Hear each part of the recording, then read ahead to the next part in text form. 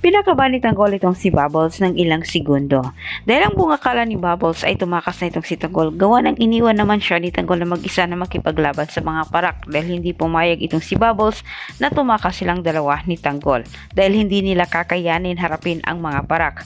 Yun pala ay dumiskarte itong si Tanggol na mag-isa para masiguro niya ay mapatumba itong si Congressman sa araw na iyon at walang masamang mangyari sa buhay ng kanyang mga kaibigan. Ngunit dahil sa masamang akala ni Bubbles, tumawag kaagad siya ni Espinas at humingi siya ng tulong at higit sa lahat pinaalam din niya kay Espinas na sablay ang unang misyon nila ni Tanggol. Galit na hinanap ni Espinas itong si Tanggol kay Bubbles pero masamang sinabi ni Bubbles na sa palagay umano niya ay tumakas itong si Tanggol dahil iniwan lang siyang mag-isa. Hinawa ni Bubbles itong si Espinas dahil sa maling akala. Kinabahan itong si Espinas kahit nangangatog din siya sa takot. Nagsabi kagad itong si Espinas kay Bubbles na ngayong sinuway umano ni Tanggol ang kanyang utos at hindi nagtagumpay itong si Tanggol, babawian na umano niya ng buhay ang mga kaibigan ni Tanggol. Ngunit tumarang itong si Mayor at kanyang sinabi kay Espinas na kailangan nilang bigyan ng ilang oras itong si Tanggol dahil baka mamaya kumilos itong mag-isa.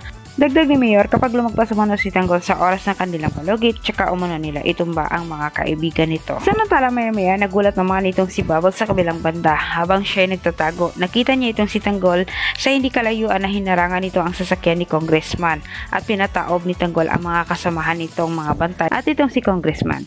Samantala sa kabilang banda, kahit anong gawin ni Ramon para mapalapit ang loob niya dito kay David, wala umano siyang nararamdamang lukso ng dugo, kundi galit at inis. Pinagalitan ni Ramon itong si David nang sinabihan siya na kalabitin umano ang gatong ng armas pero tumanggi itong si David dahil natakot siya.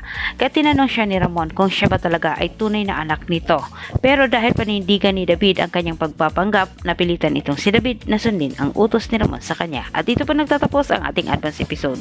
Huwag mong kalimutang mag-subscribe para sa maraming karagdagang update kung ikaw po ay bago pa lang dito sa aking channel. Muli, maraming salamat and God bless.